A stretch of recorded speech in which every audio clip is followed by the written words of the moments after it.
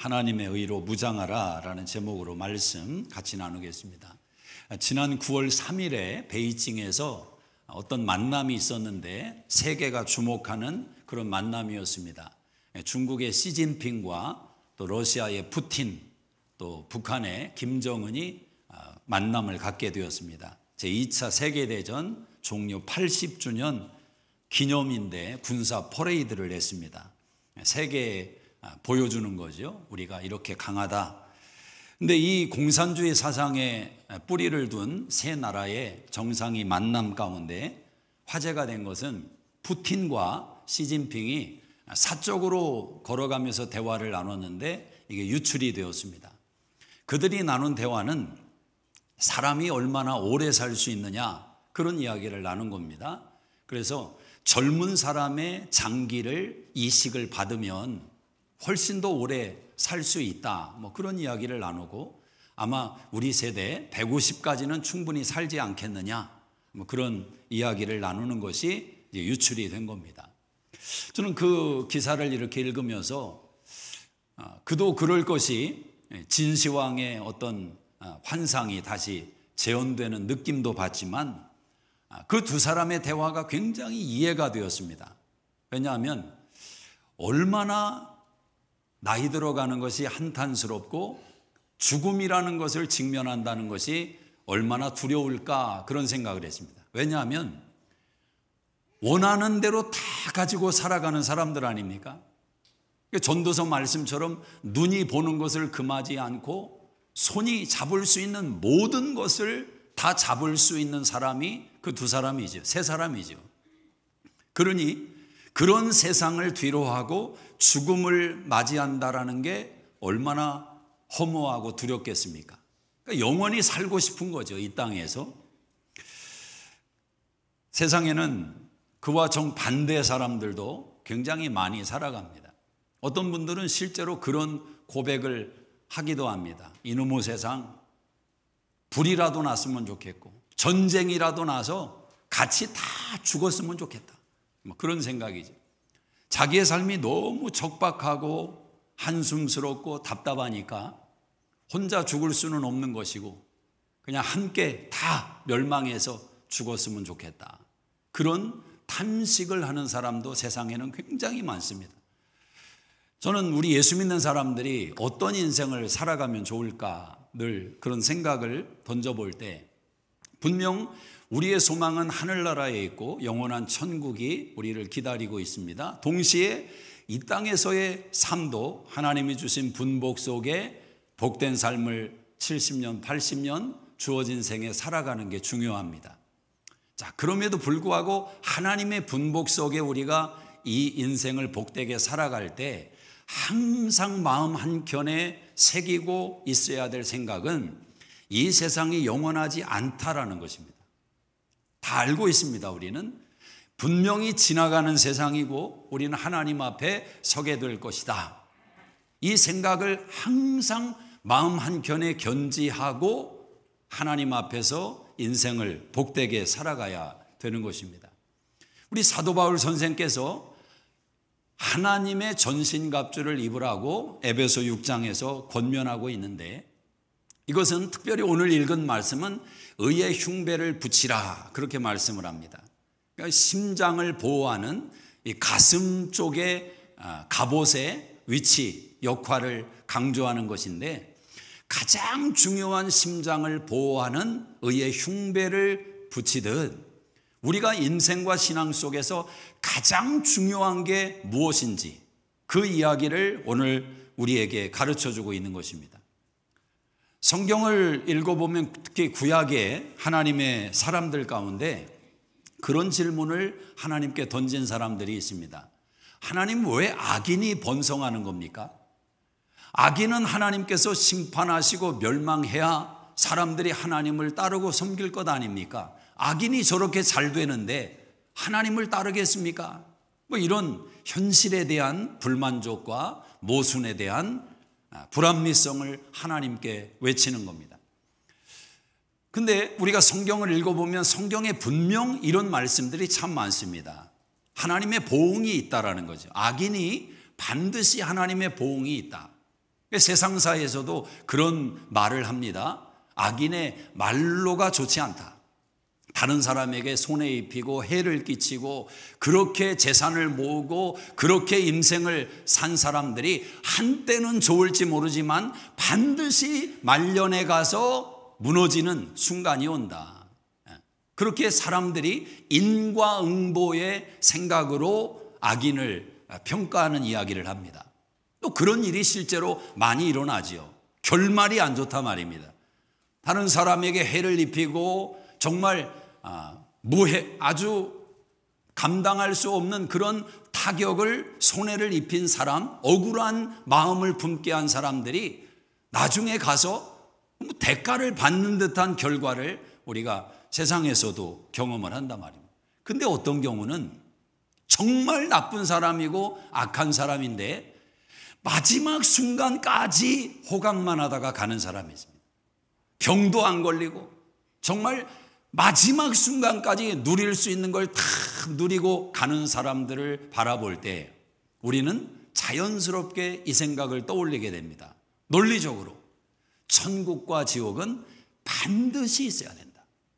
반드시 있어야 된다. 저런 인간을 봐서라도 지옥은 반드시 있어야 된다. 여러분은 어떻게 생각하십니까? 동의가 되시는지 모르겠습니다. 하나님은 성경 속에서 우리의 인생을 미끄러지는 과정으로 묘사하는 표현들이 있습니다. 시편 73편 18절에 보면 주께서 참으로 그들을 미끄러운 곳에 두시며 파멸에 던지시니 그들이 어찌하여 그리 갑자기 황폐되었는가. 놀랄 정도로 전멸하였도다. 미끄러운 들과 같은 곳에 인생을 두셨는데 갑자기 그들의 파멸이 순간적으로 임하더라라는 거예요. 어찌 보면 악인들에게 선고하시는 하나님의 심판의 말씀입니다.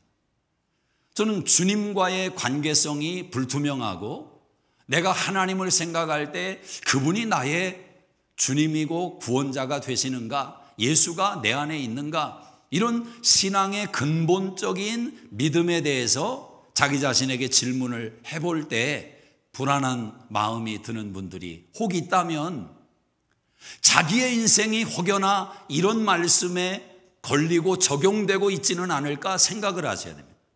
이 세상이 한 세상이 아니라는 것입니다. 영원하지 않다는 것입니다. 미끄럼틀에 두셨는데 천천히 미끄러지는 것 같은데 갑자기 어느 순간 급격하게 파멸로 떨어질 수 있다. 잠언 5장 22절에 보면 하나님께서 악인이 자기의 죄악에 걸리도록 만드셨다 말씀을 합니다. 죄악이, 내가 행하는 죄악이 내 발목을 묶고 있는 것입니다. 어느 순간 넘어질지 모른다는 것입니다. 불못에 던지는 하나님의 심판의 약속이 요한계시록 20장 15절에 기록되어 있습니다. 생명책에 이름이 기록되어 있지 않으면 불못에 던질 것이다. 그 신앙은 여가 생활이 아니고, 신앙은 취미가 아니고, 신앙은 장난이 아니고, 신앙은 내 영혼의 운명에 대한 사건이고 결과이고 이야기다라는 거예요. 얼마나 중요한 것입니까? 우리는 마지막에 대해서 막연한 생각을 가지고 살아갈 때가 많습니다. 자기 인생의 마지막을 얼마나 생각을 하면서 사람이 살아가겠습니까?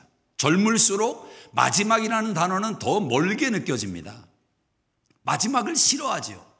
마지막이라는 단어가 주는 무게감이 있기 때문에 그 마지막이라는 단어 자체를 분명히 내 인생 앞에 존재하는 거지만 아주 깊은 창고 속에, 서랍 속에 딱 가두어 두고 그 단어를 끄집어내지를 않습니다. 그러나 마지막이라는 단어는 살아있는 모든 사람들의 인생 바로 앞에 놓여있는 단어이지 어느 먼 곳에 숨어있는, 감춰둘 수 있는 단어가 아니라는 것입니다. 하나님의 은혜 속에서 우리가 예수님을 만나고 하나님을 아버지라고 부르게 된 구원의 사건이 우리에게 어떤 의미가 있으며 그 내용이 우리 주변의 사람들에게 어떻게 소개되고 증거돼야 되는 소식인지에 대해서 우리 모두가 각성하고 다시 한번 새롭게 깨닫는 은혜가 필요합니다. 로마서 3장 22절에 보면 예수를 믿음으로 말미암아 모든 믿는 자에게 미치는 하나님의 의인이 차별이 없느니라. 모든 사람이 죄를 범하였음에 하나님의 영광에 이르지 못하더니 그리스도 예수 안에 있는 구속으로 말미암아 하나님의 은혜로 값없이 의롭다 하심을 얻은 자 되었느니라. 저와 여러분이 적어도 예수 그리스도를 구주와 주님으로 영접함으로 값없이 우리가 대가를 지불한 것이 아니라 원인을 제공한 것이 아니라 하나님의 은혜로 법적인 선고를 받은 것입니다. 이게 놀라운 하나님의 의의 선포인 것입니다. 너는 내 자녀다. 이것이 우리가 성취하거나 달성한 것이 아니라 하나님께서 법적으로 선고하셨다라는 거죠. 법적으로 선언해 놓으시고 그 결과를 경험해 가도록 만드시는 것이 바로 저와 여러분의 신앙의 여정이다라는 것입니다. 자, 하나님의 의라는 것이 무엇일까? 굉장히 딱딱한 단어이고 와닿지 않고 좀 무거울 수 있는 단어이지만 단단한 음식을 먹는 심정으로 여러분이 하나님의 의를 붙드는 결단과 지혜가 있어야 됩니다. 하나님의 의가 무엇일까? 저는 세 가지의 이미지를 통해서 여러분이 하나님의 의를 붙들 수 있는 지혜를 얻기를 원합니다. 하나님의 의는 뭐냐? 첫째로 하나님의 의는 연결이다라는 것입니다. 커넥션입니다. 연결. 자, 하나님의 성품과 하나님의 행위가 하나님 안에, 하나님의 안에 존재합니다. 하나님의 의라는 것은 하나님의 성품에서 나온 하나님의 행위다라는 거죠. 하나님의 성품이 있고 하나님의 행위가 있습니다. 여러분도 마찬가지입니다. 여러분의 성품이 있고 여러분의 행위가 있습니다.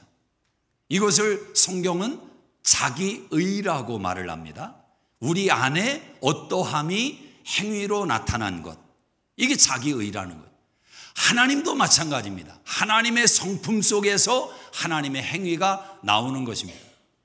하나님의 성품을 이야기할 때 두 가지를 우리는 꼭 이야기를 합니다. 하나님의 사랑과 하나님의 공의를 이야기합니다. 하나님의 사랑과 공의라는 것은 굉장히 대척점에 있는 단어입니다. 서로 만날 수 없는 단어이죠. 근데 하나님의 성품 안에는 이 두 가지의 요소가 공존하고 있다라는 거예요. 신앙은 제가 늘 말씀드리는 대로 역설인 것입니다. 신앙의 역설을 깨닫지 못하면 윤리 도덕의 수준에서 종교 생활을 할 위험성이 많습니다. 그러나 신앙의 역설을 깨달으면 하나님의 깊음 속으로 들어가는 은혜를 얻습니다. 아니, 예수님이 완전한 하나님이고 완전한 인간이다. 이게 서로 어울리는 단어가 아니지 않습니까? 인간이면 하나님일 수 없고 하나님이면 인간일 수 없는 겁니다. 그런데 예수님 안에는 이 두 가지가 공존하고 있다는 거죠.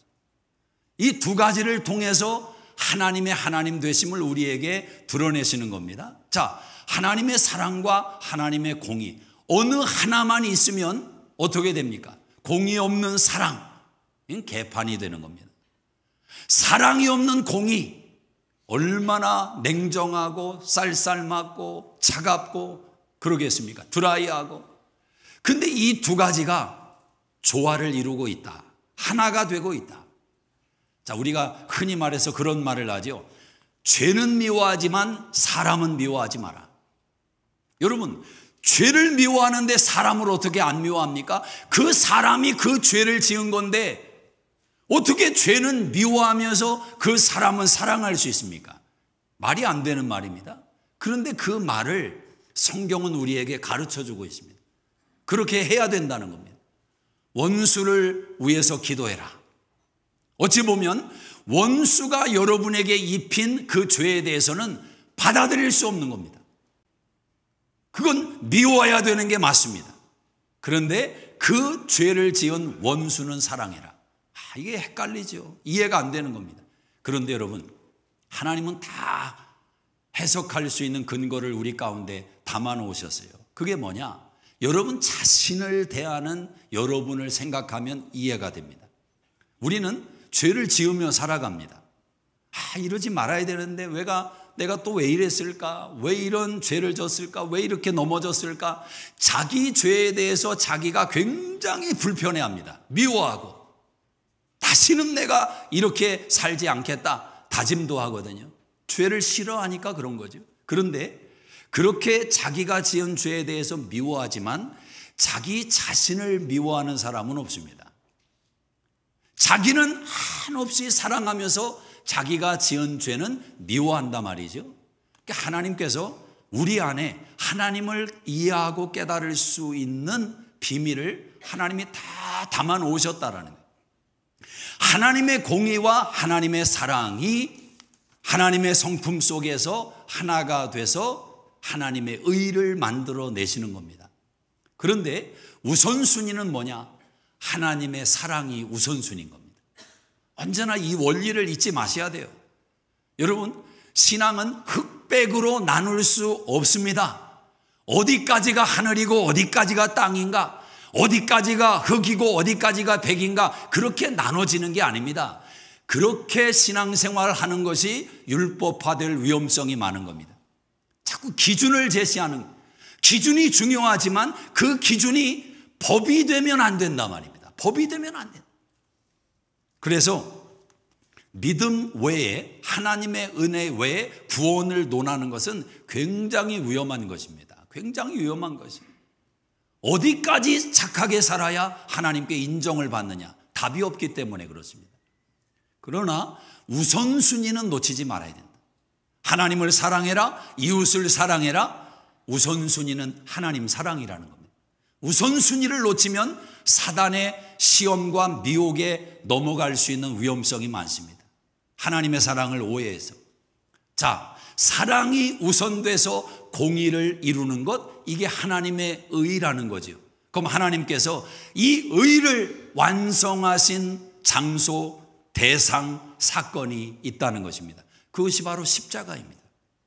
십자가입니다. 하나님은 사랑 안에서 죄에 대한 심판을, 공의의 하나님 되심을 완성시킨 것이 십자가라는 것입니다. 십자가 속에는 하나님의 사랑도 있고 하나님의 공의도 있습니다. 그래서 십자가의 사랑이 우리를 한없이 올려놓는 은혜가 있는 것입니다. 왜? 그분께서 우리를 자녀 삼으시고 모든 죄에서 우리를 자유케 하셨기 때문에 더 이상 과거에 매이지 않고 사람에게 매이지 않고 나는 하나님의 자녀가 되었다. 이 영광스러운 정체성을 회복하는 자리가 십자가입니다. 그러나 동시에 십자가는 우리를 교만하게 만들지 않습니다. 한없이 낮은 겸손의 자리로 우리를 이끄는 것입니다. 왜냐하면 하나님의 아들이 나를 대신해서 나를 위하여 죽으셨기 때문에 그렇습니다. 그래서 십자가 속에도 이런 역설이 두 가지가 존재하는 거죠. 하나님의 사랑이 하나님의 공의를 완성하셨다. 에베소 2장 13절에 전에 멀리 있던 너희가 그리스도 예수 안에서 그리스도의 피로 가까워졌느니라. 둘로 하나를 만드사 중간에 막힌 담을 오시고 원수된 것을 십자가로 소멸하셨다. 이게 십자가의 능력이고 십자가의 사건입니다. 그래서 하나님의 의라는 것은 우리와 하나님 사이를 연결시켰다라는 커넥션, 연결시켰다. 이 하나님의 의가 우리 안에 들어와 있습니다. 그리고 하나님의 의를 붙들고 우리가 인생을 살아갑니다. 그러면 여러분 어떤 은혜가 나타나기 시작하느냐? 우리의 삶에 연결이 일어나기를 시작하는 겁니다. 전에 멀리 있던 관계가 점점 가까워지는 것입니다. 이것을 어디에서 경험을 해야 되느냐? 외부에서 경험하는 게 아닙니다. 가장 가까운 바로 옆에 있는 사람과의 관계로부터 시작이 되는 겁니다. 여러분 가정 안에서 그게 일어나야 되는 겁니다. 하나님의 의가 여러분의 관계성을 하나로 만드는 것입니다. 멀어 있던 관계를 가깝게 만드는 것입니다. 계속 하나님은 이 작업을 하시는 겁니다. 여기서 승리를 맛보고 여기서 기쁨을 맛보면 이제 교회 목장 안에서 교회 성도님들과 함께 또 그걸 경험해 가기를 시작하는 겁니다. 그리고 나중에는 밖에 나가서 사회생활하면서 경험해 가기를 시작하는 거예요. 하나님은, 하나님의 의는 커넥션, 연결을 가깝게 만드시는 거예요. 연결을. 두 번째로 하나님의 의는 뭐냐? 하나님의 의는 거룩입니다. 홀리네스입니다. 거룩. 자, 하나님의 의에 대해서 로마서 1장 17절에 아주 선명하게 바울이 이렇게 말을 했습니다. 복음에는 하나님의 의가 나타나서 믿음으로 믿음에 이르게 하나니, 이런 말씀이 있습니다. 굉장히 중요한 말씀입니다. 하나님의 의가 어디에 나타났느냐? 복음에 나타났다는 거예요. 하나님의 사랑이, 하나님의 공의를 완성한 사건이 복음이라는 것입니다. 그런데 그 복음이 하나의 믿음의 사건으로 끝난 것이 아니라 믿음에서 믿음으로 나아간다, 이렇게 묘사를 합니다. 그럼 첫 번째 믿음은 뭐고 두 번째 믿음은 뭐냐? 여기에 우리의 신앙의 여정의 목적이 있는 것입니다. 요한복음 15장에 보면 예수님께서 이렇게 말씀하죠. 나는 포도나무요, 너희는 가지다. 가지가 포도나무에 연결되어 있으면, 구원을 받았으면 이 말이죠, 과실을 맺는다. 이런 논리로 주님이 말씀을 하는 겁니다. 여러분, 그 예화가, 예수님이 든 그 묘사가 저와 여러분의 인생을 대변하고 있는 겁니다. 인생을 대변하고 있는 겁니다. 우리는 하나님과 연결되어 있지 않습니까? 하나님과 연결되어 있어요. 그러면 자연스럽게 열매를 맺는 인생이 된다. 그 열매가 두 가지가 있습니다. 하나님과의 관계 속에서 맺는 열매가 거룩이고, 우리 자신 속에서 맺는 이웃과의 관계 속에서 맺는 열매가 기쁨이다. 기쁨이다. 그래서 포도나무의 가지가 포도나무에 붙어 있으면 과실을 맺죠. 그 과실이 뭡니까? 포도주요, 포도. 그 포도를 숙성시키면 뭐가 됩니까? 포도주가 되죠. 포도주의 상징은 기쁨입니다. 성경에서 포도주는 기쁨의 상징으로 묘사하는, 왜 예수님이 가나의 혼인집에서 물로 포도주를 만드셨느냐? 기쁨의 근원이 땅에서 나지 않고 율법에서 나지 않고 나에게서 나온다. 거룩이, 너희의 마음의 죄를 씻음받는 거룩이 땅에서 나오지 않고 너 열심에서 나오지 않고 나 예수를 믿고 마시는 곳에서 나온다. 두 가지가, 하나님의 거룩과 우리의 기쁨이 바로 그 포도주 사건 속에 담겨 있단 말입니다. 자, 거룩을 한번 생각해 보죠. 거룩이 뭡니까? 거룩은 구별이다. 우리가 흔히 정의를, 이해를 가지고 있습니다. 거룩은 구별입니다. 맞습니다. 자, 그런데 무엇으로부터 구별인지를 생각할 때 오해가 생기는 겁니다. 거룩은 세상으로부터 구별이다.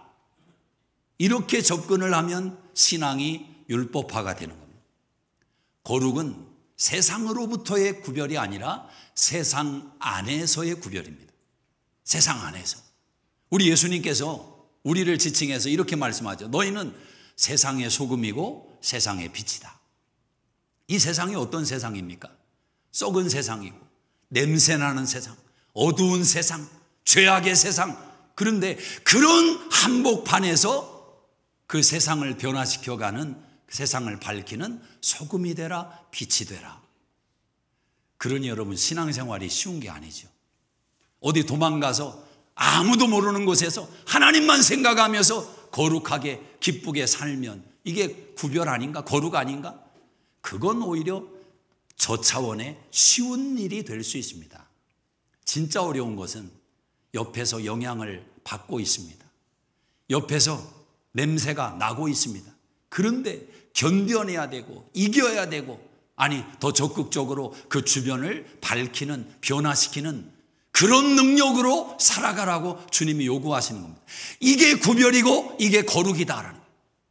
신앙생활을 떠올리고 거룩을 떠올리면 우리는 즉흥적으로 윤리 도덕의 문제에 집착할 때가 많습니다. 거룩하면 뭐가 떠오릅니까? 요즘은 많이 신앙이 이해도가 많이 생겼지만 옛날에는, 아니 몇십 년 전만 해도 거룩이라는 단어를 떠올리면 신앙인의 모습 가운데 딱 이렇게 정의를 많이 내렸습니다. 술, 담배 안 하는 성도. 술, 담배 안 하는 성도가 거룩한 성도의 지표였습니다. 그래서 술, 담배 안 한다. 그럼 1차적으로 인정을 받는 겁니다. 훌륭한 신앙인이라고 인정을 받는 겁니다. 사실 술, 담배를 안 한다는 게 쉽지는 않지요. 왜냐하면 적당히 중독성이 있는 기호품이기 때문에 이 술, 담배를 안 한다, 특히 담배를 끊는다는 건 진짜 독한 사람 아니면 끊기가 어려운 겁니다. 제가 한국에 갔을 때 한 편의점에 한번 들렸다가 너무 쇼킹하고 재미있어서 사진을 찍어 온 게 있습니다. 편의점에서 물건을 파는 그 사람 뒤에 흔히 이렇게 담배가 이렇게 진열이 되어 있습니다. 그런데 담배 진열되어 있는 그 담배 가게 그림과 글씨가 너무 선명하게 눈에 들어오는 겁니다. 그 내용이 뭐냐면 실제로 사람이 병에 걸린, 암에 걸린 그 사진을 딱 담배 가게에 박아놓고 후두암, 폐암, 무슨 기능 장애, 이런 글씨가 선명하게 그냥 다 보여요. 사진도 보이고 글씨도 보이고. 그런데도 사람들은 그걸 와서 돈 주고 산다라는 거죠. 이게 간단하지 않습니다. 왜냐하면 그 담배 속에 일종의 마약 성분이 들어있는 것 아닙니까? 답답하고 스트레스 많고 괴로울 때 그 한 모금 쭉 빨아당기면 이게 뇌가 띵띵해지고 말랑말랑해지고 순간적으로 기분이 좋아져서 그 고민을 잊어버리는 거거든요. 다 경험담입니다. 이 담배 끊는 게 그렇게 어려운 거예요. 그런데 그런 걸 안 한다. 그러니까 굉장히 훌륭한 신앙인으로 비춰지는 거예요. 근데 여러분, 담배, 술이 막 흔히 말하는 꼴초, 막 술, 고래 이런 차원은 진짜 문제죠. 저는 그 정도 차원을 이야기하는 건 아니에요. 적당히 한번 그런 것에 중독되어 있다고 한번, 중독이 아니라 그런 걸 즐기는 사람이 있다고 한번 가정을 해 보십시다. 그걸 절대 하라는 이야기는 아닙니다. 그런데 그런 사람이, 그걸 끄는 사람이 집에서는 폭군처럼 살아갑니다. 자녀들이 아주 아빠 때문에 죽을 맛입니다. 대화도 없고 집안의 온도는 늘 냉랭하고 아이들한테 소리 지르고 뭐 그렇게 살아가요. 밖에 나가서도 아주 꼴통 같은 상사로 소문나 있습니다. 그렇게 살아가요. 그런데 교회만 오면 술, 담배 안 하는 성도, 어느 정도 기도 생활도 하는 것 같고 존중을 받는다는 거죠.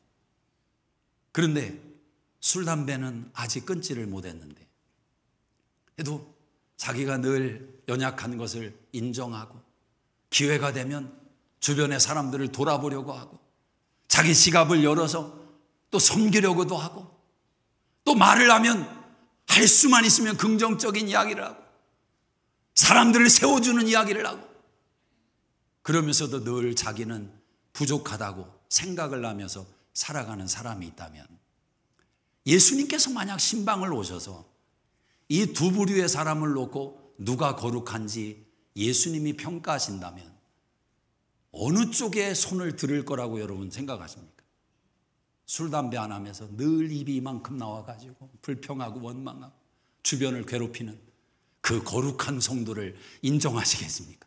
아니면 아직 그 문제에서 헤어나오지 못했지만 그래도 자기의 연약함을 인정하면서 주변을 돌아보면서 살아가는 그 사람을 하나님 인정하시겠습니까? 뭐가 거룩이냐는, 여러분 신앙을 언제나 단편적으로 신앙을 평가하면 굉장히 위험한 속임수에 넘어갈 수가 있습니다. 신앙은 360도가 필요한 거지 어느 한 분야를 가지고 신앙을 대변할 수가 없는 거예요. 속지 마셔야 됩니다. 아멘 소리 크게 하면 우리는 믿음 좋은 사람이라고 착각합니다. 아무 생각 없이 아멘 할 수 있거든요. 속을 수 있단 말입니다. 360도의 삶에 하나님이 연결된 그 은혜가 어떻게 영향을 미치고 있는지를 깊이 생각을 하셔야 됩니다. 깊이 생각을 하셔야 됩니다. 깊이 생각을 하셔야 됩니다. 어느 한 내용, 한 사건, 한 부분, 그것만 가지고 절대 신앙은 평가될 수 없다. 거룩은 무엇을 하지 않느냐도 있겠지만 무엇을 하느냐가 중요합니다. 특별히 주님께서 하라고 하신 내용. 요한복음 15장 7절에 내 말이 너희 안에 거하면, 너희가 내 안에 거하고 내 말이 너희 안에 거하면 무엇이든지 원하는 대로 구하라. 그리하면 다 이루리라. 그리고 8절에 말씀을 합니다. 너희가 열매를 많이 맺으면 내 아버지께서 영광을 받으실 것이다. 기도 이야기를 하시고 열매 이야기를 하십니다. 기도를 누가 합니까? 하나님과 연결된 사람이 기도하는 것입니다. 하나님이 상 주신다는 걸 믿는 사람이 기도하는 겁니다. 그렇게 열매를 많이 맺으면 아버지가 영광을 받고 너희는 내 제자가 된다. 예수님은 우리가 세상에서 떨어져서 사는 것이 아니라 세상 속에서 물들지 않기를 위해 기도하셨습니다. 요한복음 17장 15절에 예수님의 대제사장의 기도가 있습니다. 아버지요, 내가 아버지께 비옵는 것은 저들을 세상에서 데려가라는 것이 아니라 저들이 악에 빠지지 않게 하여 주시옵소서. 예수님이 이렇게 기도하십니다. 구별시켜서 저들을 세상과 외딴 곳에 두시옵소서. 이게 아니라 저들이 세상에서 살아가는데 이리 치이고 저리 치이는데 악에 빠지지 않도록 지켜주십시오. 그리고 17절에 말씀합니다. 진리로 거룩하게 하옵소서. 하나님의 말씀 진리로 저들을 거룩하게 만들어 가시옵소서. 우리 예수님께서 요한복음 15장 11절에 이렇게 말씀하셨습니다. 주님과의 연결되어 있는 하나님의 자녀들은 열매를 맺는다. 이 열매는 하나님과의 관계는 거룩이요 우리 인생은 기쁨이고 행복이다. 11절에 예수님이 말씀합니다. 내가 주는 기쁨은 세상이 주는 것과 다르다. 내 기쁨이 너희 기쁨을 충만하게 완성시킬 것이다. 주님의 기쁨으로 우리의 기쁨을 채우시고 충만케 하신다라는 거예요. 사랑하는 여러분, 하나님의 의라는 것은 우리를 하나님을 향하여 거룩함으로 하나님을 가까이 하는 신앙으로 계속 만들어가는 겁니다. 그리고 그 거룩의 열매인 기쁨을 우리가 누리며 맛보며 살게 하는 겁니다. 사단은 이 하나님의 원리를 기가 막히게 이용하는 존재입니다. 사단은 자기 게 없어요. 창조하지를 못합니다. 하나님의 것을 모조품으로 만들어내는 이게 사단입니다. 사단은 어떻게 하느냐? 거룩하지 않은 곳에 기쁨이 있다. 이 논리로 우리를 유혹하는 겁니다. 사단은. 여러분, 죄의 악이 있는 곳은 대체적으로 어떤 느낌이 있습니까? 어둡다라는 거죠. 어둡다. 어두워. 태양이 뜨는 아침에 죄 짓는 사람은 많지 않습니다. 태양이 지는 저녁부터 어두움이 드리울 때 죄를 짓습니다. 냄새나는 곳에 더 냄새나는 일들이 생기는 겁니다. 이게 사단의 특징이라는 거죠. 그런데 거기에 기쁨이 있어요. 쾌락이 있어요. 그래서 사람들이 그게 인생의 의미인 줄 알고 빠지는 겁니다. 그런데 사단이 주는 쾌락과 기쁨은 어떤 문제가 있느냐? 그때만 기쁘고 시간이 지나면 그 기쁨이 생각나지 않을 만큼 고통이 임합니다.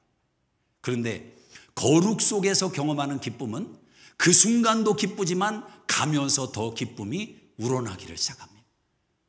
주님의 기쁨을 맛본 신앙인들은 세상 것을 단절하고 세상 것을 끊을 수 있는 힘이 생기는데 그 힘이 내가 끊어야 되니까 끊는다. 이게 아닙니다. 그렇게 끊는 게 아닙니다. 생각이 안 납니다. 재미가 없습니다. 저는 저와 여러분의 신앙이 그 단계를 향해서 쭉 나아가시기를 주의 이름으로 축복합니다. 재미가 진짜 거룩한 곳에 있는 걸 경험하셔야 돼요. 자, 유튜브를 보는 게 재밌습니까? 성경 보는 게 재밌습니까? 100번 유튜브 보는 게 재밌습니다. 아닙니까, 여러분? 아니, 세상에 가서 물어보십시오. 뭐가 재밌냐고. 이게 무슨 재미가 있습니까, 성경이? 이 옛날에 쓰여진 이 책이? 재미없어요. 유튜브를 보면 자극적이고 달콤하고 지금 나에게 필요하고 웃게 만들고 울게 만들고 이런 게 넘쳐나는 거죠. 넘쳐나는 거죠.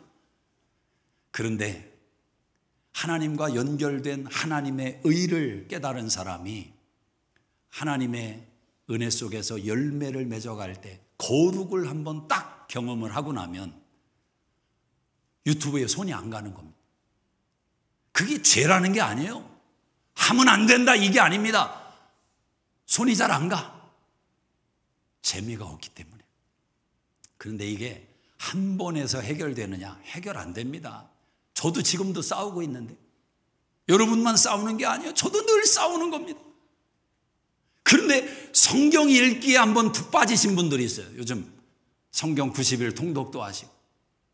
한번 여러분 이런 경험 안 해보셨습니까? 왜 이렇게 이게 재밌습니까?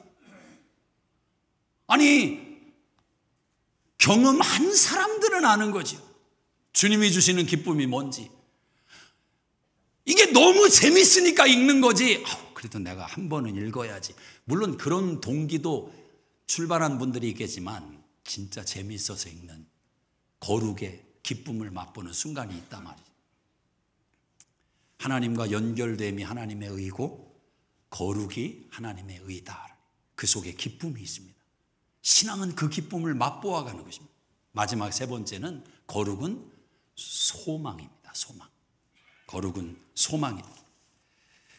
의는 하나님과 연결되어 있고 하나님의 은총 속에서 열매를 맺어간단 말입니다. 자, 그런데 이 이야기를 하면서 성경이 우리에게 딱 이 단어를 조심하라고 가이드를 주셨습니다. 그게 뭐냐면 에베소 2장 8절 이하에 나옵니다. 너희가 그 은혜를 인하여 믿음으로 말미암아 구원을 얻었나니 이것이 너희에게서 난 것이 아니요 하나님의 선물이라. 그러면서 9절에 하시는 말씀이 이는 자랑하지 못하게 하려 함이라. 자랑하지 못하게 하려. 하나님의 의가 우리 안에 연결되어 있고 열매를 맺는 삶을 살아가는데 선한 일을 위하여 지으심을 받은 자다 10절에 말씀을 합니다. 근데 그 신앙의 지점에서 마지막으로 우리가 조심해야 될 게 뭐냐면 자랑이 되면 안 된다는 거예요. 자랑이. 자기 의로 흘러가는 위험성이 있다. 하나님의 의의 대척점은 자기 의라는 것입니다. 이게 신앙의 모습 속에서 웬만해서 구별이 안 될 수도 있습니다, 여러분. 그래서 조심스러운 겁니다. 하나님께서, 예수님께서 웬만한 사람에게는 다 긍휼히 여겨주시고 가늠하다 현장에서 잡힌 여인에게도 나도 너를 정죄하지 않는다. 삭개오에게 갔을 때 단 한마디 싫은 말도 하지 않고 내가 내 집에 좀 가고 싶다. 예수님이 그러셨던 분이에요. 그런데 유독 어떤 부류의 사람들에 대해서는 아주 맹비난을 하십니다. 무섭게 비난을 하십니다. 독사의 자식들아. 예수님의 입에서. 그들이 누구냐? 바리새인들이었습니다. 여러분, 당시의 바리새인들은 사람들의 시선에서 바라볼 때 누가 봐도 규격에 딱 맞는 신앙인들이었습니다. 규격에 딱 맞는. 하나님이 보실 때 인정할 것이라고 가늠케 했던 신앙인들이었습니다. 그런데 예수님이 유독 그들에게는 책망을 하십니다. 그 이유가 뭐냐? 그들은 행위는 가지고 있었습니다. 행위는. 그러나 그 내면 속에는 하나님의 의가 아닌 자기 의로 꽉 차 있었어요. 자기 의. 그래서 안 보이는 겁니다, 여러분. 참 저는 이게 제일 무섭다고 생각을 합니다. 평생 교회 생활하고 신앙 생활한다고 했는데 주님 앞에 섰을 때 나는 너를 모른다. 자기 의에 붙들려서 인생과 신앙을 낭비한 거죠. 자기 의의 문제가 왜 심각하냐면 자기 의를 이사야 64장 6절에 이사야는 더러운 것이라고 묘사해요. 자기 의가. 그리고 말라 비틀어지는 나뭇잎과 같다고 묘사를 합니다. 여러분, 처음 인간의 의가 나타난 곳이 어디입니까? 아담과 하와가 교만해서 하나님의 말씀을 어기고 선악과를 따먹었습니다. 그때 그들의 눈이 밝아져서 수치를, 부끄러움을 느끼게 되었습니다. 그들이 그답 취한 행동이 무엇입니까? 나뭇잎을 따서 자기들의 수치를 가린 겁니다. 자기의. 그런데 문제가 있죠. 그 나뭇잎이 오래가지 못해서 말라서 부서지고 비틀어지는 겁니다. 또 어떻게 합니까? 또 다른 나뭇잎으로 가리는 겁니다. 그런 인간을 바라보신 하나님께서 말라 비틀어지지 않는 가죽옷을 입혀주셨단 말이죠. 여러분, 가죽옷을 입히기 위한 전제 조건이 딱 한 가지가 있습니다. 가죽옷이 생기기 위해서는 반드시 이 전제 조건이 있어야 됩니다. 뭡니까? 피를 흘려야 됩니다. 동물이 죽어야 됩니다. 하나님께서는 예수 그리스도 안에서 우리에게 영원한 말라 비틀어지지 않는 하나님의 의의 옷을 입혀주시기 위해서 그 모든 이스라엘 백성들과의 여정 속에서 짐승으로 제사 드리는 과정을 통과하게 하신 겁니다. 세상에 가장 절체절명의 문제는 죽음의 문제입니다. 두려움은 거기에서 오는 것입니다. 시진핑과 푸틴이 나눈 대화의 핵심이 무엇입니까? 죽음이 두렵다. 나는 미국도 두렵지 않고 나는 내 나라에 있는 어떤 대상도 두렵지 않지만 죽음이 가까이 오는 것을 직감하며 두려워하는 것입니다. 그들은 독재였습니다. 사람을 죽여가면서 자기 뜻을 완성시켜온 사람들입니다. 우리 하나님은 모든 일을 자기 뜻의 결정대로 일하시는 하나님이신데 그분은 사람을 죽이는 게 아니라 자기 아들을 죽여서 하나님의 뜻을 완성시키신 분이시다. 오늘 저와 여러분은 하나님의 의를 덧입어서 인생을 살아갑니다. 예수를 믿는 저와 여러분도 죽음이 두렵습니다. 큰 병에 걸리면 떨립니다.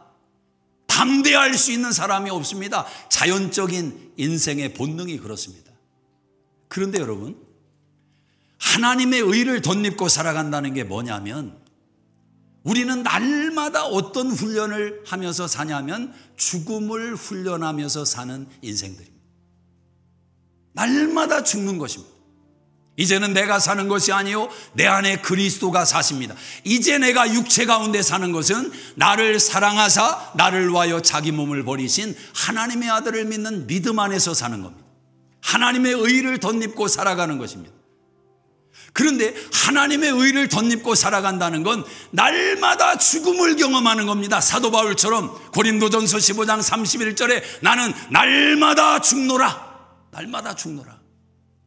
이 고백이 안 나온다면, 살려고만 인생을 사신다면 여러분 자기 의를 만들어가고 있는 거예요. 여러분은 지금 인생을 빨리 노선을 바꾸셔야 됩니다. 빨리 노선을 바꾸셔야 돼요. 왜? 어차피 죽어요. 미끄러지고 있는 것을 깨달으셔야 됩니다.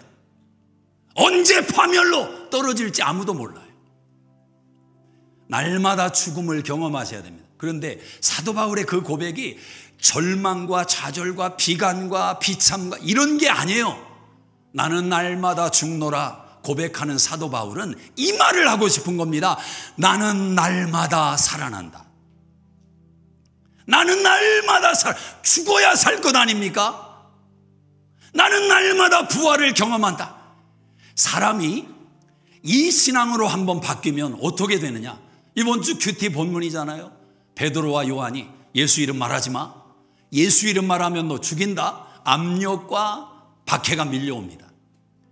그런데 베드로가 뭐라고 말합니까? 내가 보고 들은 예수를 어찌 말하지 않을지냐. 다른 이로서는 구원 얻을 수 없나니 천하 인간의 구원 얻을 만한 다른 이름을 주신 일이 없다. 너희가 예수를 십자가에 못 박았지만 하나님이 예수를 살리셔서 우리를 부활의 신앙으로 이끄셨다. 담대하게 말하는. 아니 베드로가 원래 그런 사람이었으면 이해가 됩니다. 불과 얼마 전에 나는 예수 몰라요. 예수 몰라요. 예수가 누굽니까? 저주했던 베드로입니다. 어떻게 이렇게 바뀌었냐는 거예요. 성령 충만을 받았지요? 깨달은 겁니다. 부활의 신앙을 깨달은 거예요. 죽어야 산다. 죽어야 진짜 산다. 이 신앙을 깨달아 버린 거예요.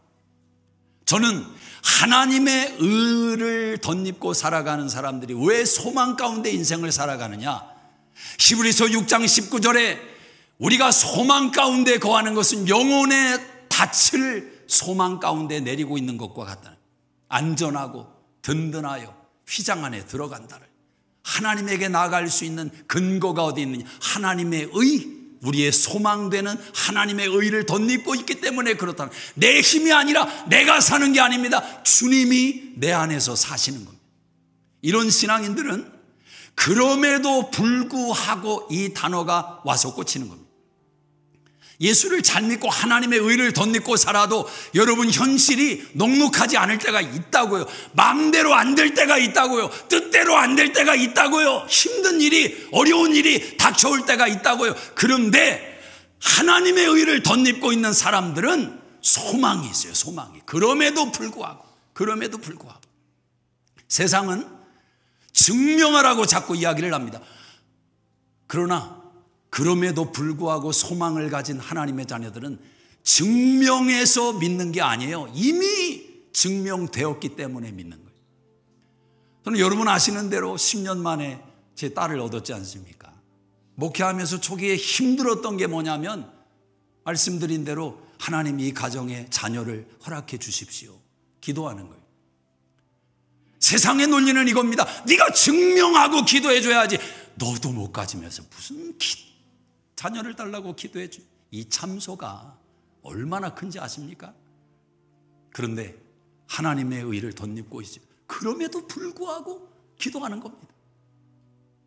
나의 현실이 하나님을 증명하는 결정 기준이 아니기 때문에 하나님의 의를 덧입고 있기에 그럼에도 불구하고 기도하는 겁니다. 8년 넘게 제 육체 안에 연약함이 있습니다.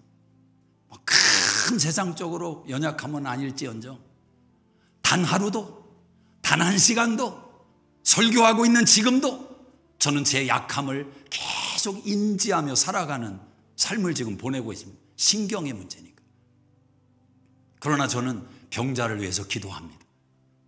이제는 병자 위해서 기도할 때 그런 참소는 일어나지 않는 것 같습니다. 이번 주 큐티를 본문 묵상하다가 너무너무 은혜 받은 구절이 있어요. 사도행전 4장 30절의 말씀입니다. 사도행전 4장 30절에 그렇게 고백을 하더라고요. 손을 내밀어 병을 낫게 하옵시고 표적과 기사가 거룩한 종 예수의 이름으로 일어나게 하옵소서. 그 기도가 굉장히 또 뜨겁게 와닿더라고요. 그래, 이 말씀 붙들자. 하나님, 저는 아직 연약하지만 우리 병약한, 암으로 고생하는, 투병하고 있는, 항암하는 하나님 강건하게 기적적으로 고쳐주시옵소서. 기도가 돼요. 전에도 됐지만 더 뜨겁게 돼요. 하나님의 의, 내 힘이 아닌, 우리 인생이 아닌 그분께서 사랑과 공의 속에서 우리에게 다가오시고 우리를 잡아주시고 우리를 이끌고 가시는 그분의 의 때문에 서 있는 것입니다. 이게 저의 고백만이 아니라 여러분의 고백인 것입니다. 기도하겠습니다. 우리 자리에서 한번 다 일어나시겠습니다. 하나님의 의를 덧입었다라는 것은 하나님과 우리가 연결되어 있다라는 것입니다. 열매를 맺을 것입니다. 저는 여러분 안에 거룩의 마음이, 거룩을 향한 열망이 계속해서 부어지기를 원합니다.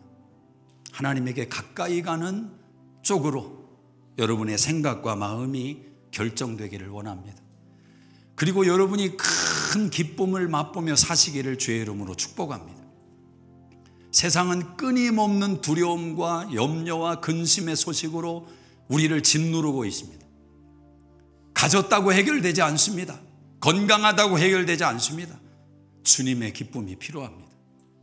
그리고 놓치지 마십시오. 소망 가운데 사셔야 됩니다.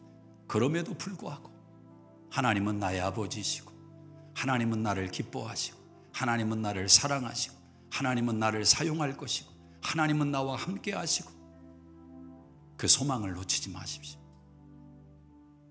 하나님 아버지, 이 시간에 주님께서 예수 그리스도 안에서 우리의 죄를 용서하시고 우리를 자유케 하신 그 능력과 그 사랑으로 사랑하는 성도들의 마음을 만져주시고 마음을 고쳐주시고 특별히 육체 가운데 성령께서 기름 부어 주셔서 다시 한번 새 힘을 얻는 은혜를 베풀어 주시옵소서. 하나님의 의를 앞세우고 겸손함으로 남은 생에 살아갈 때 주님, 많은 열매가 맺히는 우리의 삶의 자리들이 되도록 축복해 주시옵소서. 이제는 우리 주 예수 그리스도의 은혜와 하나님 아버지의 놀라우신 사랑하심과 성령님의 감화감동 역사 충만케 하심이 이 한 주도 함께 하시기를 간절히 축원하옵나이다. 아멘. 아멘.